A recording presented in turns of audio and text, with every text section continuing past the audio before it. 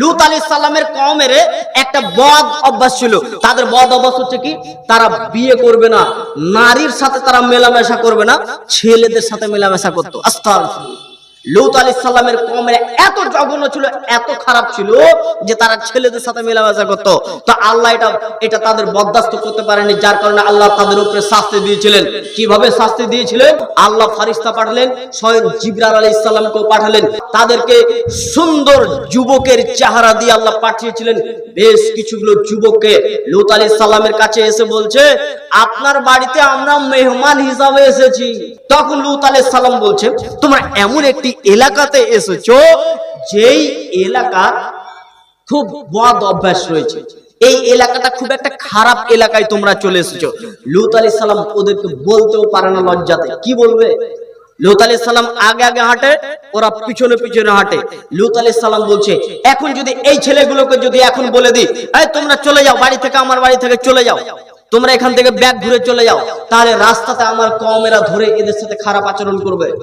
আর যদি এদেরকে আমি এখন আমার বাড়িতে থাকতে দিই, তাহলে তারা তো খবর পেয়ে যাবে, তারা তো আমার বাড়িতে চলে আসবে। ঘটনা কি করা যায়? খুব চিন্তিত পড়ে গেলেন। কিন্তু ফেরেশতা তারা তো জানে যে আল্লাহ আমাদেরকে গজবের জন্যই পৃথিবীতে পাঠিয়েছে এদের উপরে। লূত আলাইহিস সালামের বাড়িতে আছেন। লূত আলাইহিস সালামের কওম জানতে পেরেছেন যে হ্যাঁ, যুবক ছেলে লূত আলাইহিস সালামের বাড়িতে অবস্থান করেছে, চলো তাহলে আমরা তাদের বাড়িতে যাই। খুব তাড়াতাড়ি বলছি, লূত আলাইহিস সালামের বাড়িকে ঘেরাও করতে এসেছেন। এবার লূত আলাইহিস সালাম জানতে পেরেছেন, তখন লূত আলাইহিস সালাম তাদেরকে বলছেন, ভাই আমারও মেয়েগুলো আছে, এদের সাথে বিবাহ করো, তোমরা এদের সাথে ঘর সংসার করো, তোমরা এদেরকে বিবাহ করো, খবরদার তোমরা আল্লাহর নাফরমানি করিও না, আল্লাহকে ভয় করো। এই কথা বলতে আছে লোকগুলো কথা শুনে না। শেষকালে রেগে বলছে, শোনো, যদি আমার কাছে যদি এখন শক্তি থাকতো, আমার বংশের যদি শক্তি থাকতো, তাহলে এখন তোমাদেরকে মজা শিখিয়ে দিতাম। মূলত তাহলে কি লূত আলাইহিস সালামকে আল্লাহর সাহায্য চান না?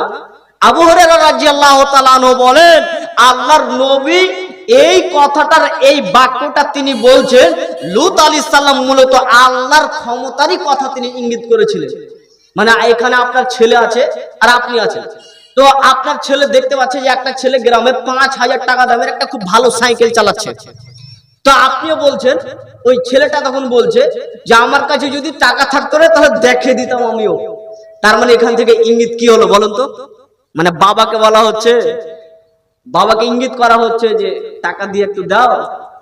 মানে আল্লাহ লূত আলাইহিস সালাম বলছে, এই শোনো, যদি আমার কাছে শক্তি এখন থাকতো, আমার যদি বংশে যদি শক্তি থাকতো, মজা শিখিয়ে দিতাম। মানে এখানে ইঙ্গিত আল্লাহকে লূত আলাইহিস সালাম করলেন। এই কথা মুহাম্মদ সাল্লাল্লাহু আলাইহি ওয়াসাল্লাম বলেন। আল্লাহ তো জানছেন, আর ওই ফেরেশতাগুলো তো জানছেন যে আল্লাহ আমাদেরকে পাঠিয়েছে ধ্বংস করার জন্য। দেখা যাচ্ছে যে আর কোনো উপায় নেই, তখন ফেরেশতাগণ তখন আল্লাহর পারমিশন, আল্লাহর হুকুমে তখন তারা নিজের পরিচয় দিচ্ছেন। নবী শুনুন, আল্লাহ আমাদেরকে পাঠিয়েছেন, আমরা হচ্ছে সব ফেরেশতা, আমরা ফেরেশতা সব, আমরা যুবকের রূপ নিয়ে এসেছি, সব কম কাজকে ধ্বংস করা হবে। আশ্চর্য কাণ্ড, সবকে ধ্বংস করা হবে? বলে হ্যাঁ, সবাই ধ্বংস হয়ে যাবে।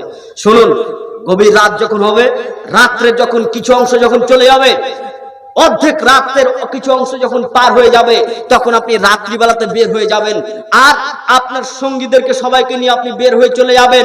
আপনি যখন রাত্রে যখন যেতে লাগবেন, তাদের উপরে যখন গজব শুরু হবে, তখন আপনি খবরদার পিছন ফিরে তাকাবেন না। আর একটা কথা বলি, আপনার স্ত্রী তাকে সাথে নেবেন না। পৃথিবীতে দুইজন নবীর স্ত্রী, তারা দুনিয়াতে তাদের নবীকে নবী বলে স্বীকার করেনি। ও আমরাত নূহ ও আমরাত লূত, লূত আলাইহিস সালামের স্ত্রী এবং নূহ আলাইহিস সালামের স্ত্রী, এরা দুইজন নবীর স্ত্রী, এরা নিজের স্বামীকে তারা নবী বলেই স্বীকার করেনি, মানতো কিনা? তো লূত আলাইহিস সালামকে বলা হচ্ছে, যখন আপনি যাবেন তখন একটু সাবধান, আপনার স্ত্রীকে সাথে নিয়েন না, সব সঙ্গীদেরকে নিয়ে এবার রাত্রিবেলাতে বের হবে। এবার যেতে শুরু করেছে। এই সময়তে লূত আলাইহিস সালামের স্ত্রী পিছন ধরেছে, তিনি পিছন ফিরে তাকাচ্ছে না। যখন তাদের উপরে যখন বিশাল আকারের বড় বড় ওজনের যখন আসমান থেকে পাকা মাটির পাথর যখন তাদের উপরে পড়তে শুরু হয়ে গেছে, তখন লোকগুলো একেবারে চিৎকার শুরু করেছে। লূত আলাইহিস সালামের স্ত্রী পিছন ঘুরে বলছে, আহারে লোকগুলো মরে গেল রে, এই মরে গেল রে বলেই খালি পিছন ফিরে এক দু পা গেছে, উপর থেকে পাথর হচ্ছে সেও শেষ।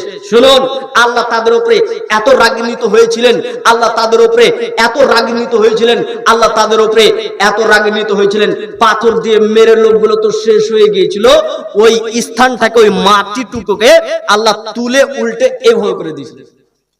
এত রাগ ছিল। যেই কথা আমি বলছিলাম, পৃথিবীতে যারা জুলুম অত্যাচার করে, রাসূল সাল্লাল্লাহু আলাইহি সাল্লাম বলেন, অর্ধ হাত জমি যদি কেউ কোন মুসলমানের বা কোন ব্যক্তির যদি অর্ধেক হাত জমি যদি সে অন্যায় ভাবে নিয়ে নেয়, দখল করে নেয়, তাহলে কিয়ামতের মাঠে সাত জমিনটাকে তার ঘাড়ের উপরে চাপিয়ে দেওয়া হবে।